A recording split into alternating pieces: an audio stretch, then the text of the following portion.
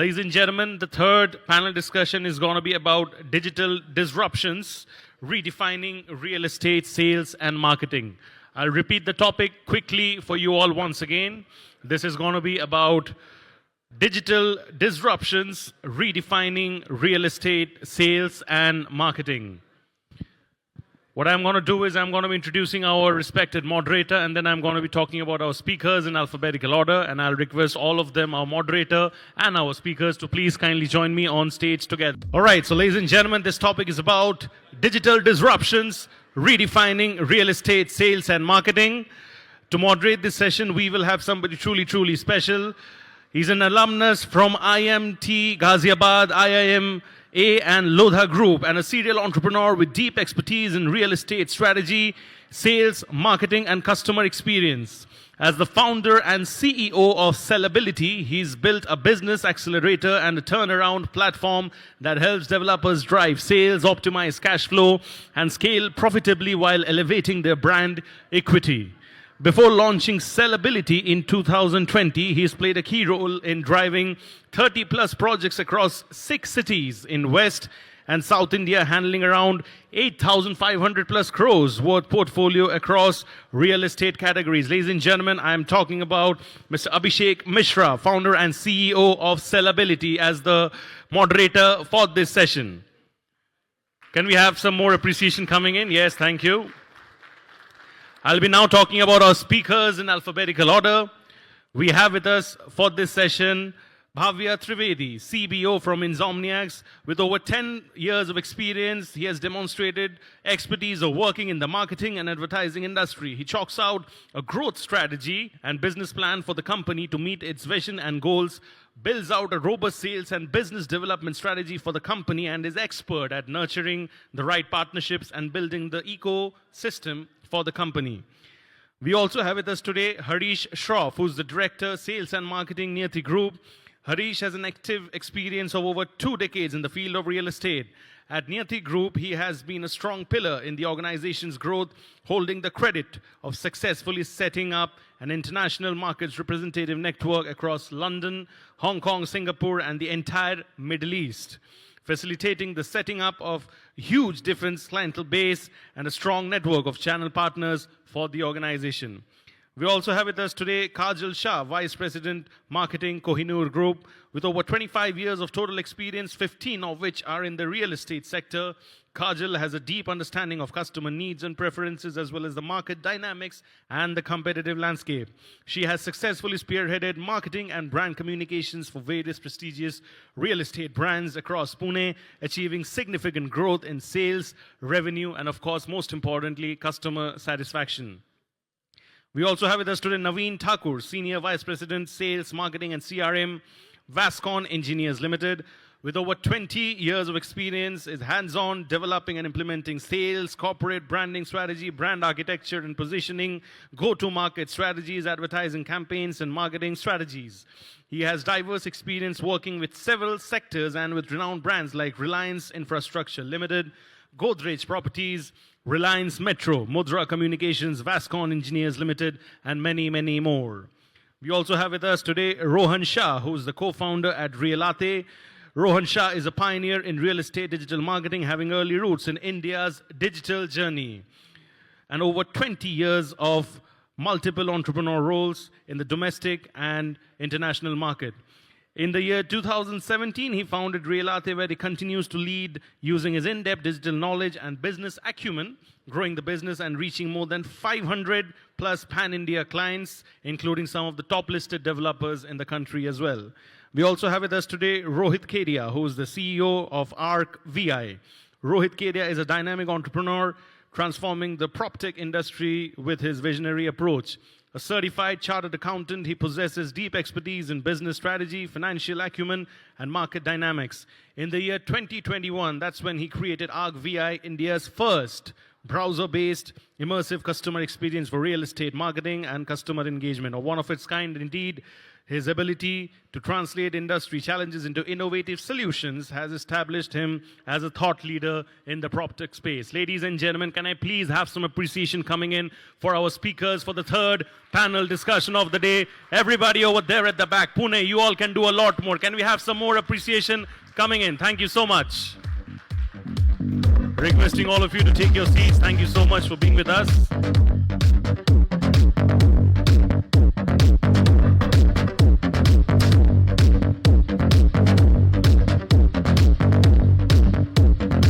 So the stage is set, the panel is ready, and over to you. Thank you. Good evening, everyone. It gives me absolute pleasure to invite all of you and stellar panel of experts for this insightful session on digital transformation in real estate. So while we are hearing this term since long, and it's prevalent across various industries, I'm sure you guys will be keen that, how it's shaping the present and the future of real estate marketing and sales in India. So let me start with, asking the audience first that, what is the first term which comes to your mind when you think about digital transformation in India? Anyone?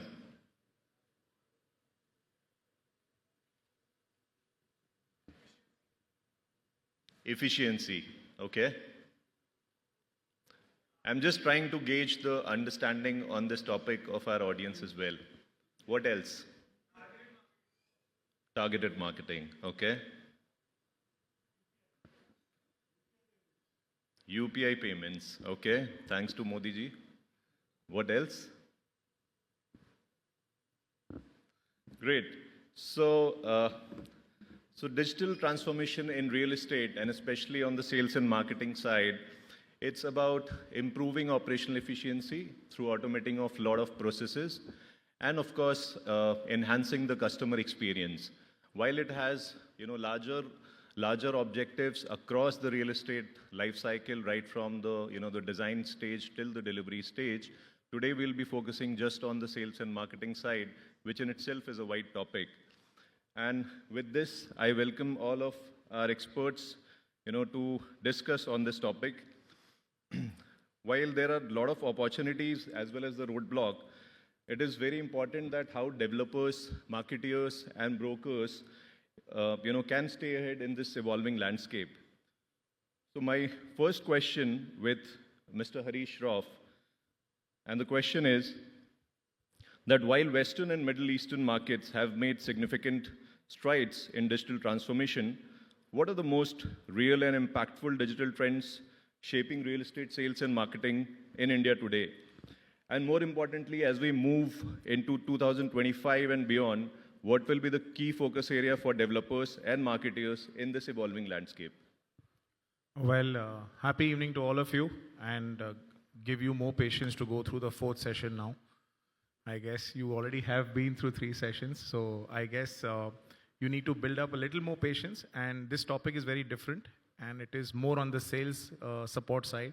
So anybody who's here in the sales and marketing definitely needs to give little more time to this session as well. Well, like you rightly said, Abhishek, digital disruption, especially in the Western areas, have been felt, but India is not behind. India is also getting its fair share of evolution, which has now started. It starts off with online portal systems, like how people can, at the comfort of their home, can actually compare projects, developers, across all micro markets at a click of a button. That is what digital has brought to the table. Second, any kind of a sales assist tools, like you have the virtual reality experiences, augmented reality, that gives the consumer a better perspective about the product, how it can get closer and closer to reality. And that is something which he can actually envisage. So that is something which is on the sales experience side. Then you have digitalization, which has come in the payments. People can actually book a home online, pay online. That never used to happen a couple of years ago. So that has done the ease of business part. And overall, there are some more assists like the AI chatbots, which make the communication seamless, real time. And that has also assisted more and more knowledge sharing. So such things have actually evolved, and digital has a long way to go because here the acceptance level across different target audiences varied. But I feel the day is not too far where digitalization will take over a substantial part of real estate. That's my viewpoint.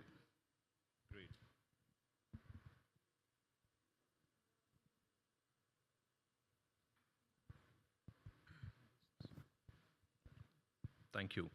Thank you, Harish. Thank you for the introduction to this, explanation of the term digital transformation, how it's impacting the current landscape. So my next question is to Ms. Kajal Shah, and the question is related with the operational effectiveness and how it can drive the efficiency. So, in a market where data analytics is transforming pricing and demand forecasting globally, how effectively are Indian developers or marketeers leveraging data-driven insights to optimize sales strategies, enhance marketing ROI, and the overall efficiency? We have been using a lot of data in demand forecasting, in product design, arriving at a lot of conclusion. And you have been into this field since long, and have driven marketing for big launches. So what's your view how these new technologies can help us in having better efficiency or maybe in reduction in cost? Thank you, Abhishek, and good evening, everyone. So digital transformation in sales and marketing is not a new topic. It's not a new subject. I think professionals, both in sales and marketing, especially in real estate, have been studying, discovering, going around this topic for a while. A lot has happened, and I still believe a lot is yet to be uncovered or used, rather. While there is a lot of data available today now, as far as micro markets are concerned, forecasting the demands is concerned, I think very little is really known about the consumer. What I really strive to do are psychometrics of my customer. What is it that drives him to buy a home in a particular micro market, for example? I think as marketeers, what we should be doing well and use tech, probably AI in the going times, is who really is my customer, at what life stage is he at, what is his consumer behavior on the internet outside of his home buying cycle. Can I look beyond the funnel? Can I look at what really, what is his usage? While we do have these forms, all of us have a lot of booking forms. How much of it are we studying? Also, what is the sentiment of a micro market? And I'm not purely talking from a digital point of view right now. I think the minute you start understanding the psyche, marketing is a psychological game. If you do not understand the consumer's psyche, you will be then in a hit and miss, or you are casting a net which is so wide that you're not really focusing on who your buyer is.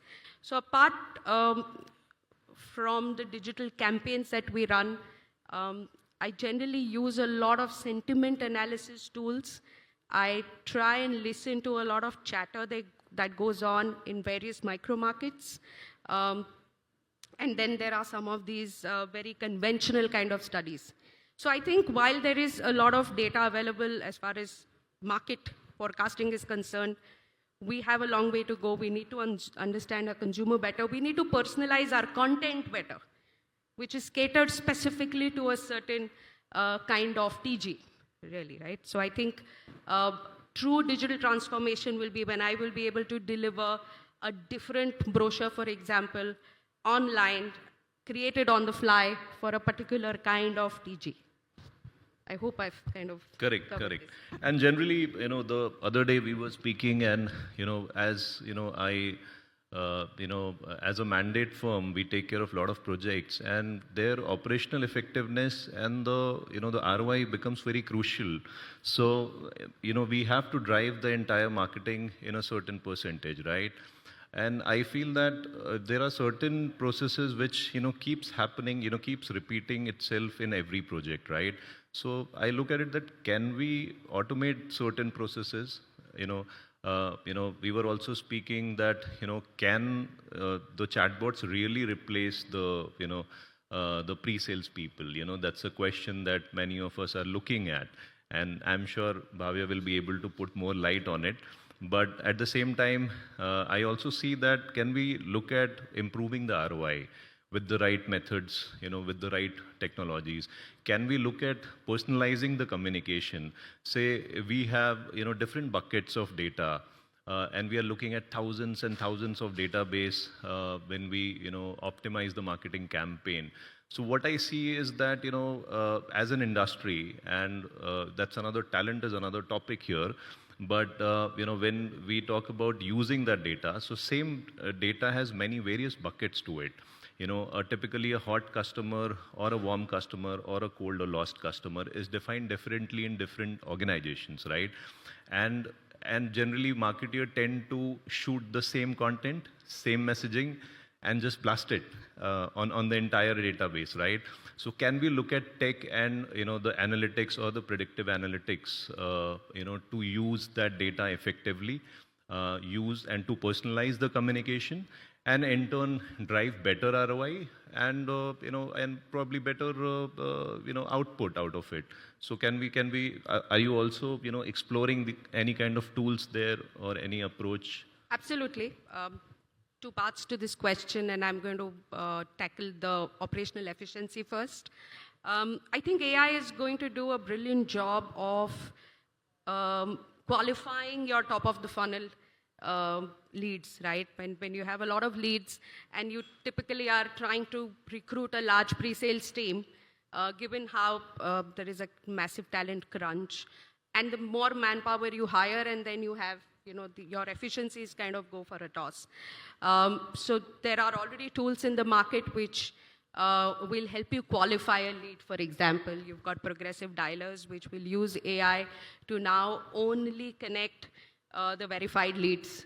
And then probably once the verification process is done, then you can have more senior guys to speak to these leads. And then that is where the personal messaging comes into the picture. So yes, increasingly we are going to see fewer people handling pre-sales, and a large part of this can be outsourced by chatbots and conversational AI. There is a lot of that happening. In fact, there is AI available in the market which you can install on your cameras at the site offices, which will, by the medium of the cameras, study demographics. What are not only the number of people who've come to your site, but what age group, how much time they've spent at site. So there is a lot of data. And then coming to the second point, you're right.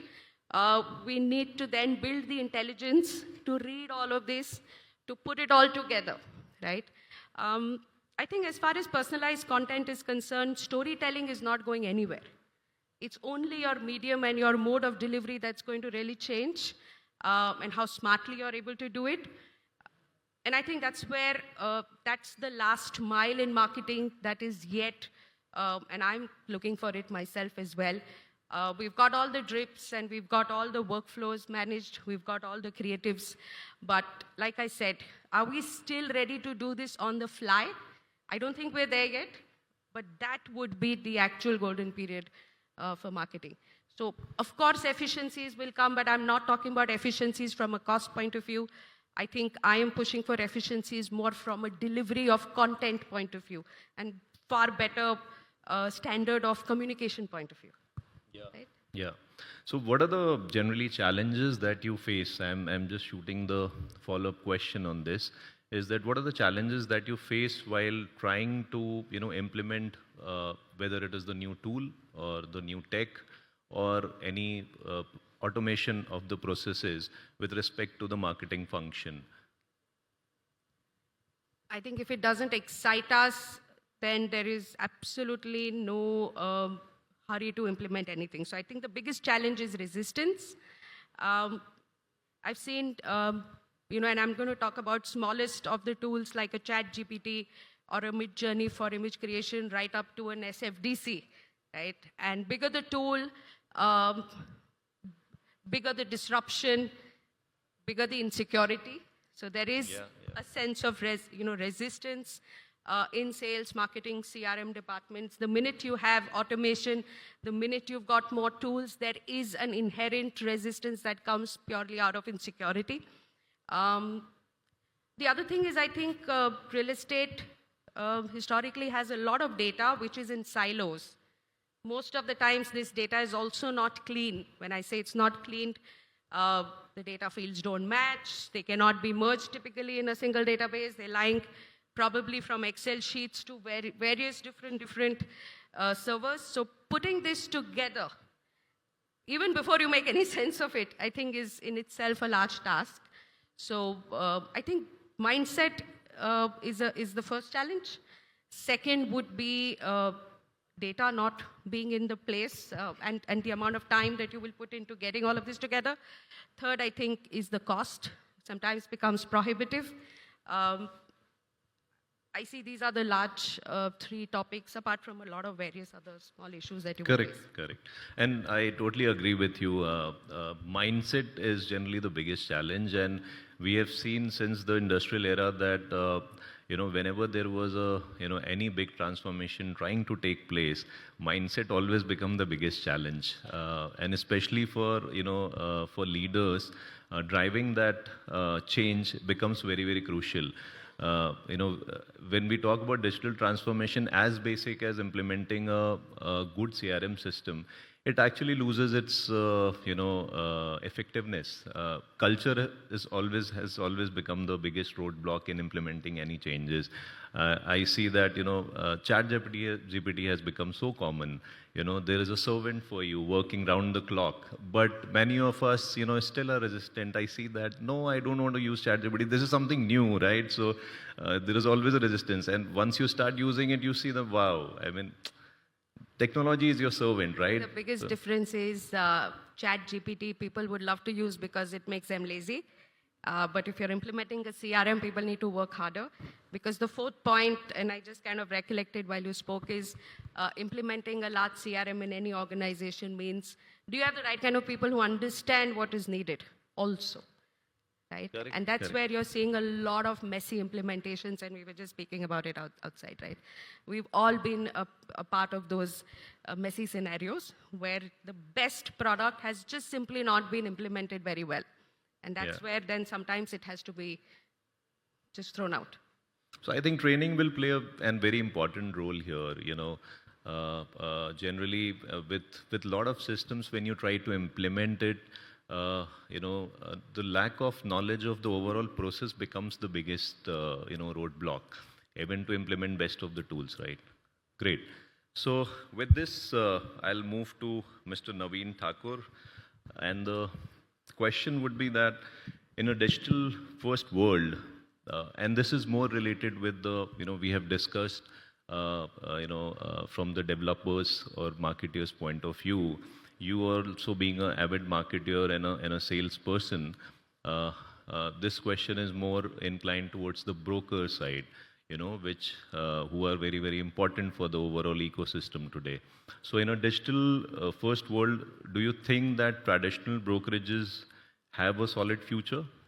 Number one, and how can a real estate agent evolve their business model in the face of AI-powered real estate platforms funded by the biggest investors?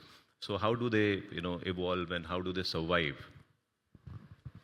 Good evening, everyone. So Abhishek, if the question is, can they survive? Yes, they can survive, and they are surviving. With all the tech and everything available to developers, still, we are in a business where we cannot work without certain partners, and channel partners are one of them. Important part is that what is going to be required from them? What is required is that they need to adapt, they need to evolve, and they need to go with the times. So if today digital is what is the need of an hour, they have to adapt themselves and use the technology to the best usage that they can. We have seen a lot of regular channel partners who were just doing broking now have become channel partner houses. They are doing things largely on mandates only. But then a lot of them have adopted technology. When the times were not great after COVID, the people were still scared. There were people who just got exhibitions online. Now this is a broker who is getting an exhibition online for multiple developers. So yes, did they do business? Yes, they did business and they did quite well. It worked for few developers. It might have not worked for few developers, but as a broker, it worked for him because he has invested and he earned out of it, right? So at the end of the day, what matters to a channel partner is whether he's able to make money or not. So if he's able to make money, yes, he can.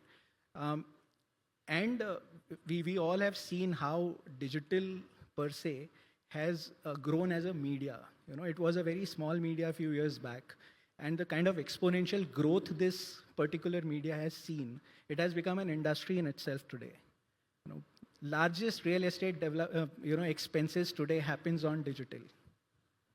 Whether developers, whether channel partners, or whether anyone else, okay, right? So it has become an industry which is very critical and important to real estate. Here, we have seen a lot of disruptions happening, whether it is in terms of portals, whether it is in terms of AR, VR kind of things which are happening, or even prop tech. Prop tech is a very big business today in our country. So that's where the things are changing.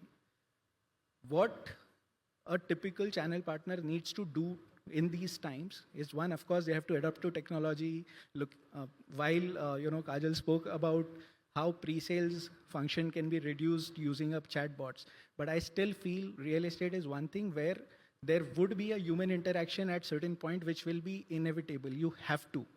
It's the biggest purchase for anyone who's buying a home. It's the kind of money that you spend is the biggest buying that you are doing as a customer. So your human interaction would be required. Tech can help you. Whether it is your lead to verified lead to qualified lead.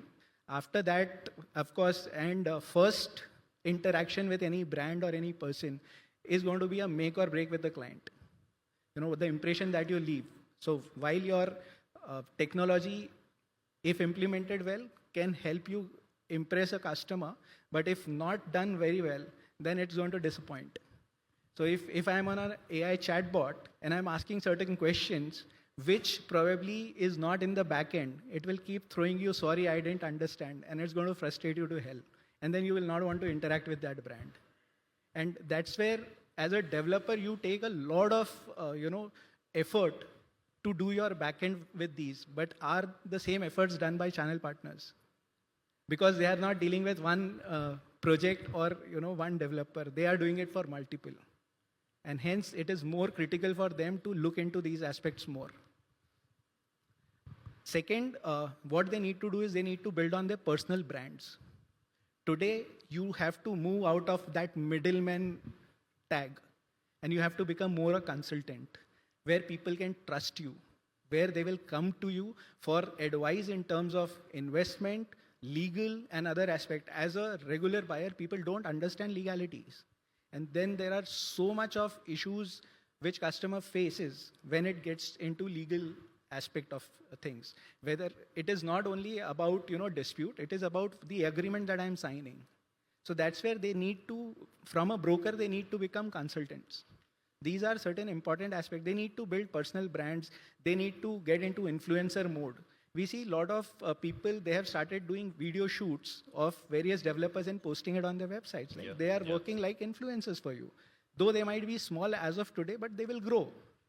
So these are the things that brokers need to get into. And I think with this, it's not, and all the developers are going to support them. If somebody says that I want to shoot your sample house, I'm sure Harish is not going to say no. Right? None of the developers. We are happy to promote the product as much as possible. And that's what is required from the channel partner side. Agree. And I think we should take a cue from the developed economies or the developed markets, whether it is the Middle East or the Western economies, where the broker, setup or the industry, as an industry, they are much more professional, much more structured. I think with RERA coming into place and, with better training, focus on the, understanding of the market and how much value you can add as a broker has become very crucial. It's not just about generating leads online, but rather, as you rightly said, that consulting the clients in a right way, giving him knowledge beyond that one project that you are marketing for. And yeah, correctly said, whether it is the legal side of it, the infrastructural developments, the micro market trends, and probably, giving an update on educating the client on the credibility of the developers. So I think brokers, no matter how much technology can come, you cannot negate the personal touch from the real estate, which is the biggest ticket size. In fact, RERA has also imposed now that all the channel partners, whatever sales they are doing, they have to report it back to RERA. Which is a good addition. In fact, it might look like a roadblock, but it's a good addition. What it is happening is, as a developer, it helps me in a very different way. Okay, so there is another tech, prop tech, which is under development, and I have been fortunate to meet them. What they do is they track that on which project, which channel partners are selling. Okay, so I know that, say for example, in a market of Kharadi, there would be 2,000 channel partners. But the project which is comparable to mine, there are these 50 people who are selling it. So my efforts are then focused towards these 50 rather than those 2,000. Yeah. So these kind of things are definitely going to help with regulatory body coming in picture. Great. So with this, I take this conversation further. And my next question is to, the gentleman sitting next to me, Mr. Bhavya Trivedi. And the question is that, is AI, we have been hearing about AI since long, and in real estate context, it's still is at a nascent stage as far as the implementation is concerned. Yes, there are a lot of prop tech firms working on developing various products and services. But do you think that is AI in real estate marketing more hype than reality? Number one.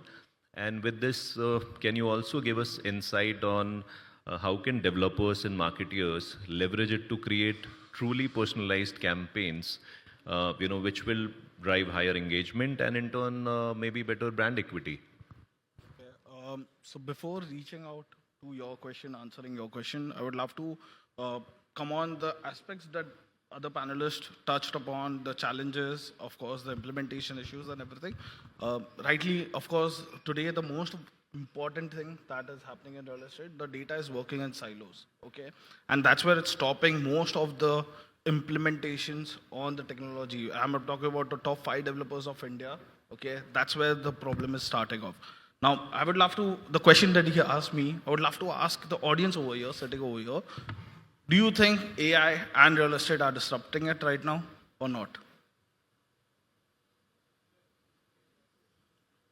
Because the people who are going to think that AI and real estate are not disrupting or started disrupting, trust me, I'm sitting over here, I can put a bet of a lot less than 1 crore, but I can put, okay, they'll be running out of business. The kind of things with the agentic AI models, okay, and the kind of the propensity models, she rightly spoke about the ChatGPT also, right? The models that have been developed that helps the real estate developer to take a overall completely on the marketing automation on the back end. The scalability, the kind of scalable operations that we are able to do it. Today, we launched a product called Convo AI, okay, which is more on the conversation, humanizing the whole chatbot, or I would say not chatbot, but having a humanized touch to the pre-sales team. And yes, I would love to replace the whole pre-sales thing. That was something that we were discussing outside. So you're going to be responsible for a lot of job losses.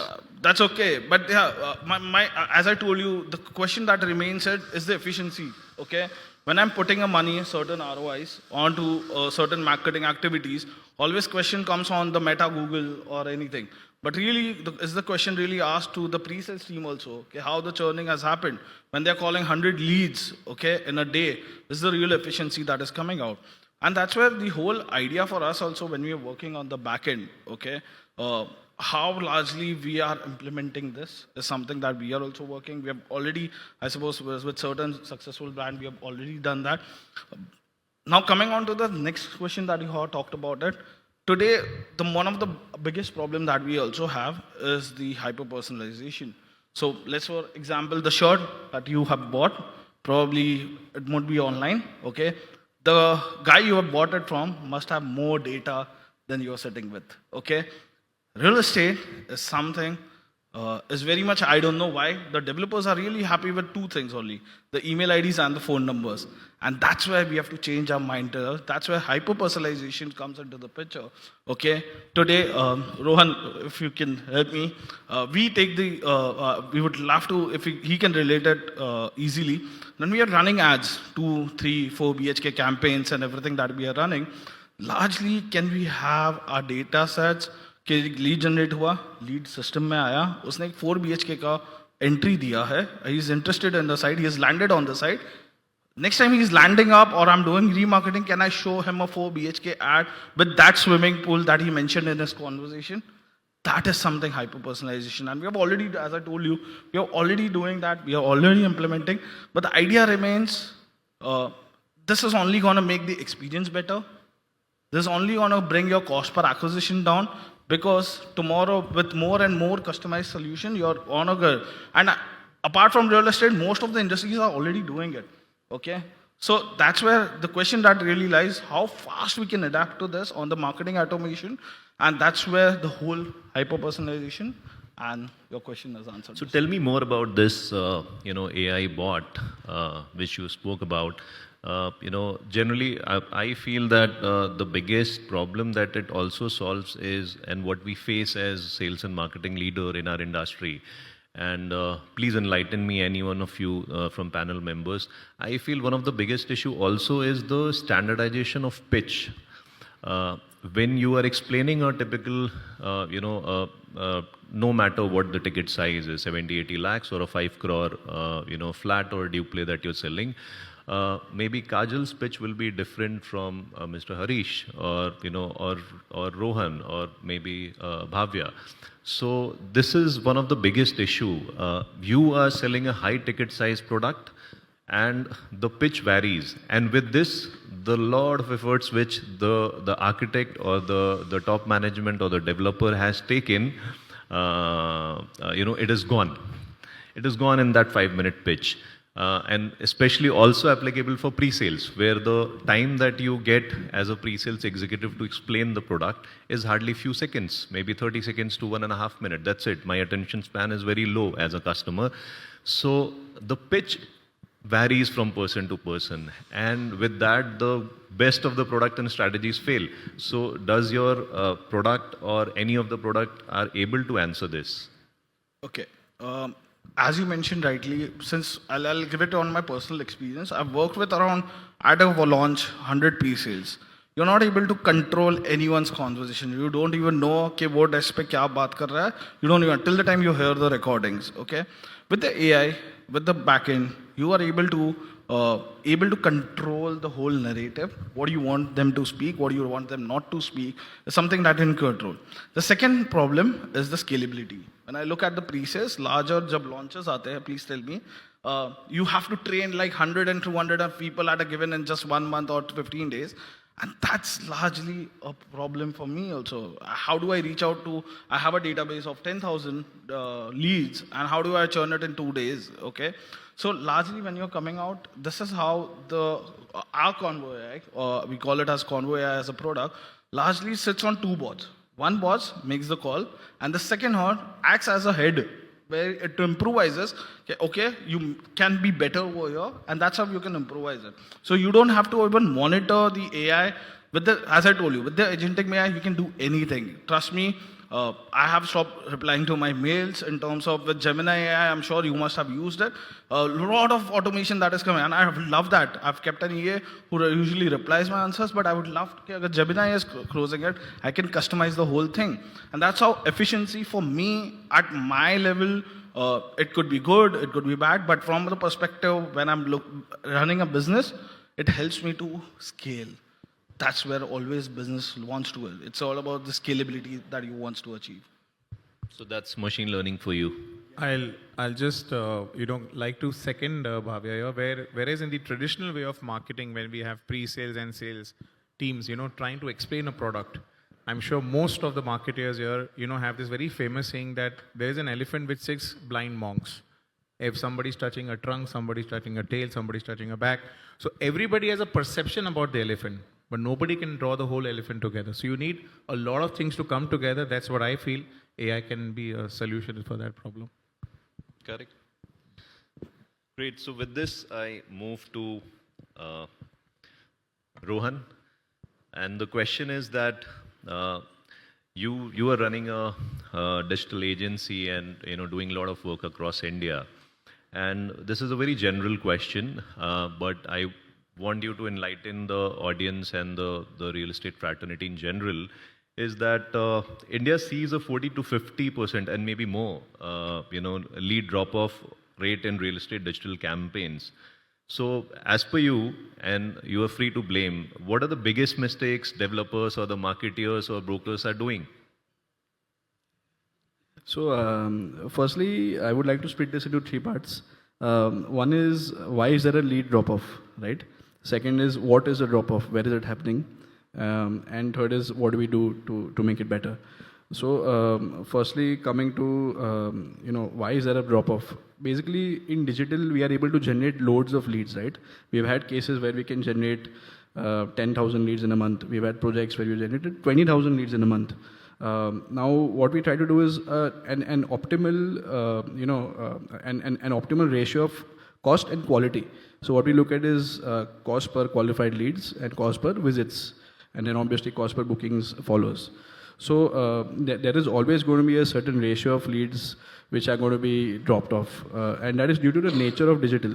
How Instagram is an image-first platform, or it's a video-first platform, wherein somebody could just appreciate a certain video or a certain project and kind of fill a form kind of passively. So these are very, this is the nature of digital, but then you're getting so many leads, you're getting it in a very cost-effective manner. You can measure your ROI. These are the benefits. Now coming to what are the drop-offs. Here we have, 2 main reasons. One reason is somebody who is kind of a passive buyer. He's maybe looking to buy a property after 1 year, 2 years, 3 years. We don't know when. And now how the real estate market is moving towards luxury, towards more of premium projects. So what we see is that these guys are already well settled. The guys who are filling forms. There's no reason for them to buy it today or buy it after 2 months or 1 month. They could take a year, they could take 6 months. So, the person who's calling them, the pre-sales who's calling them has to understand what is it that the customer is looking at right now. We could take the opportunity and kind of build a brand, kind of have them, give them an invitation to visit our site, to kind of visit the office instead of trying to sell the project. So this is one of the drop-off where it's about somebody who's willing to buy now or maybe in the near future, and somebody who's willing to just kind of explore and maybe buy it some point of life. And the other part is the mode of communication. So some guys prefer WhatsApp, some guys prefer calls, some guys prefer emails. So we need to kind of try all the different routes and just not do a call and then say that the lead has dropped off. There are so many norms that have come in where the number is going to be marked as spam anyways. So guys are not going to pick, they may not pick up the call. But WhatsApp is a very good mode. We have 500 plus million users in WhatsApp in India. People spend 1 to 2 hours a day on WhatsApp. So that's you have to look at different mediums. Now, what is the solution? Basically, we have in-house lead nurturing tools where we have something called as TripLead, which is our tool that we use in-house, where it kind of sends automated emails, SMS, WhatsApps, calls to customers, and we kind of first gauge what is their preferred mode of communication, preferred time of the day. So this is one of the information that we collect, and then this is passed on to the sales team and the pre-sales team. Then we also look at the different stages that a customer is at. First is if he's a passive buyer or he's a very active buyer. Second is, has he visited the site? Is he just about to do a booking? Has he just inquired and you just want to give them basic details? So this tool kind of takes all of this into account and kind of does automated lead follow-ups, which will give you view, least number of drop-offs. So this is basically what I would kind of summarize in terms of drop-offs. We kind of tune our pre-sales as well as tune our the different technologies that we're using. Correct, agree. I mean, refining the processes, existing processes, and training is also key, along with using the right tools. Okay, so one of the post-pandemic, post-2020, we have seen a rise in the various AR and VR tools, and this particular question I'm posing it to Mr. Rohit Kedia, and you are running a firm which specializes into this technology. So what are the key challenges and breakthrough innovation in AR and VR adoption for real estate sales and marketing in India? And can these technologies truly enhance buyer confidence and decision making? We have been seeing that there are a lot of tools which has come up, and it's not that these were not there pre-COVID, but we have definitely seen a surge in these tools.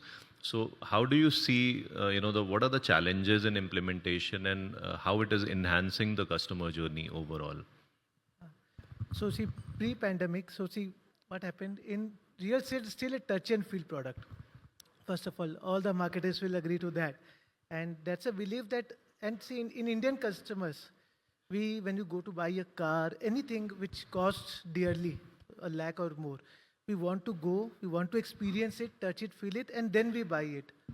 So, and pre-COVID, they were like, if you see the change in the age gap, of the buyers, earlier people were 35, 40 plus who were buying real estate. Now, thanks to ESOPs, which startups are giving, people with less age, 25 to 30 years, guys are coming, they are willing to invest in real estate when they get ESOPs, or nowadays they get good salaries. They want to invest in real estate. So first of all, the timing has also reduced. Like previously used to take 7, 8 months to years to buy a real estate. Now that gap has also reduced. People take 3, 4 months. They are youngster. They take quick decisions to buy unit. So post-pandemic, a lot of paradigm shift have happened in the buying pattern of the customer. So, and they are very tech savvy also. They stayed at home. They've analyzed a lot of online tools. So now they want to do the research before going out. See, previously people visit 40, 50 projects before taking a decision. Now everyone want to stay at the comfort of their house.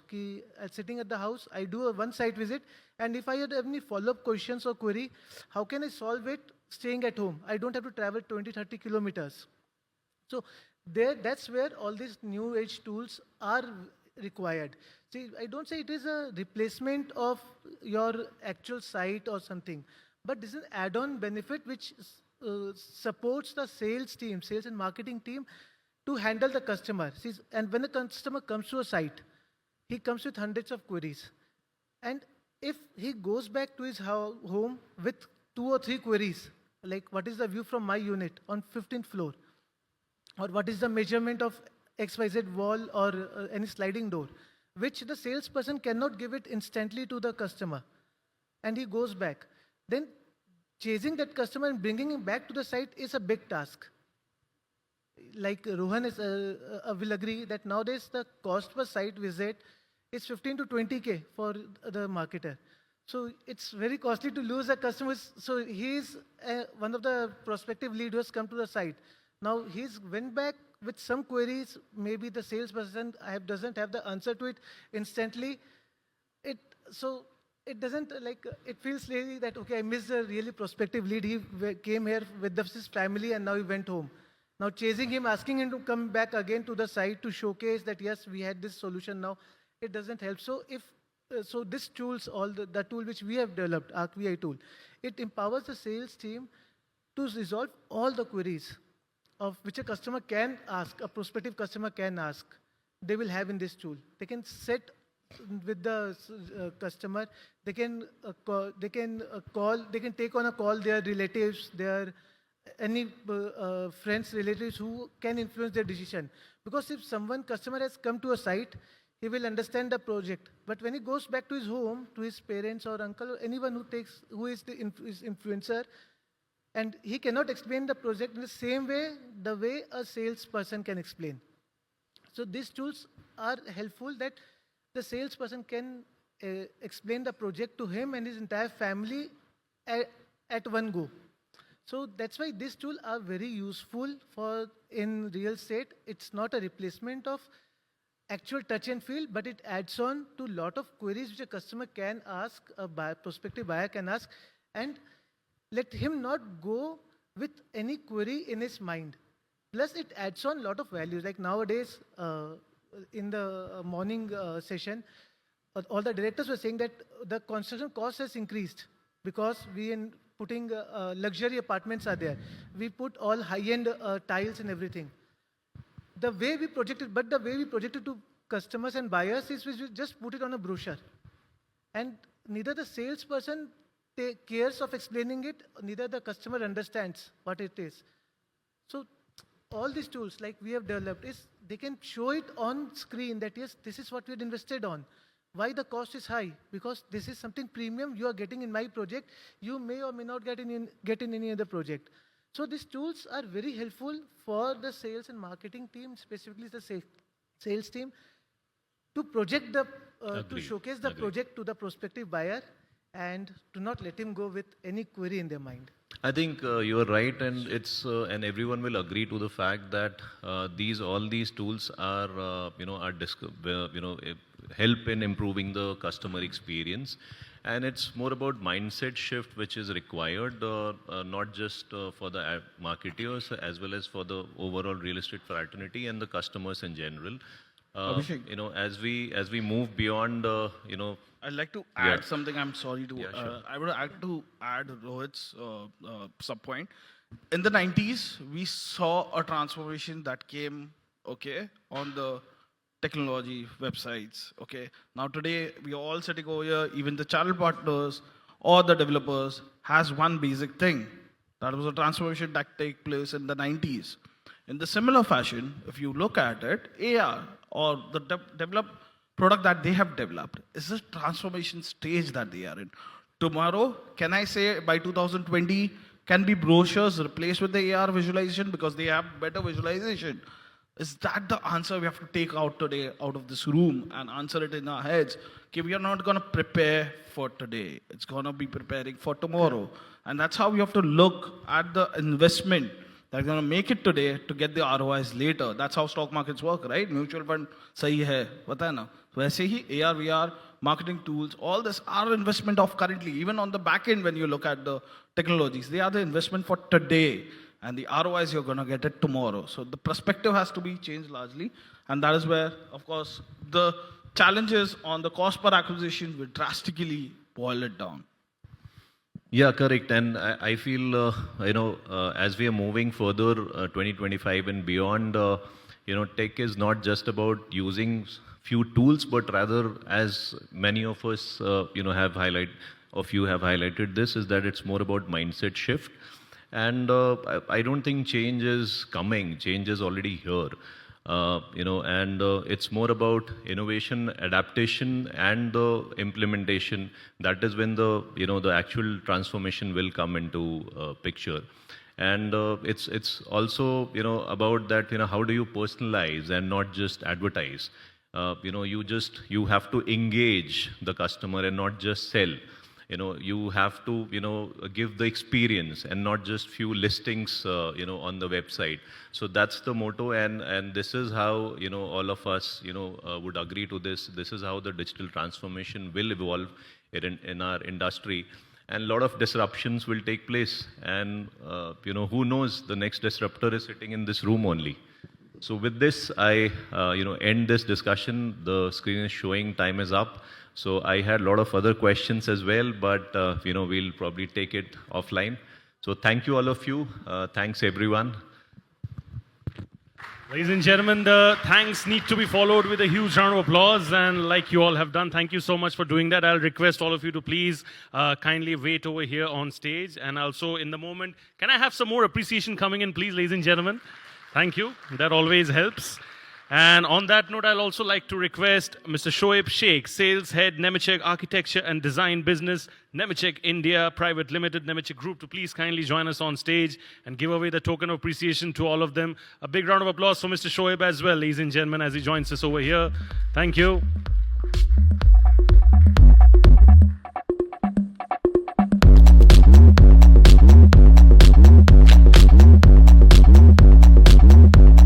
And like we have been doing so far, the questions we can take and connect offline. I'm sure you have interesting questions for our speakers. Please feel free to connect with them offline. They're more than happy to answer your queries.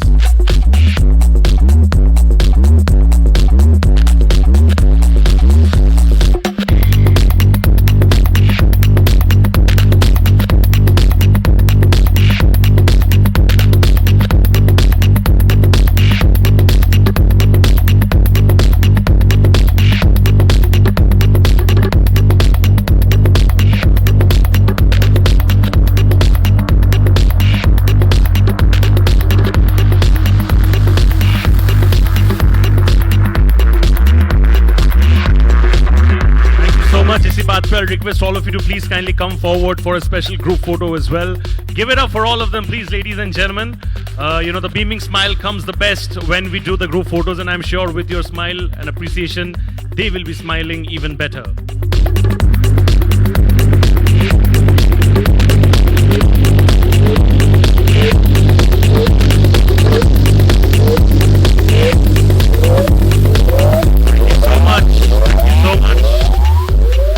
So much to the DJ as well for pumping up the energy over there. That's exactly what we want, keeps the event alive, definitely.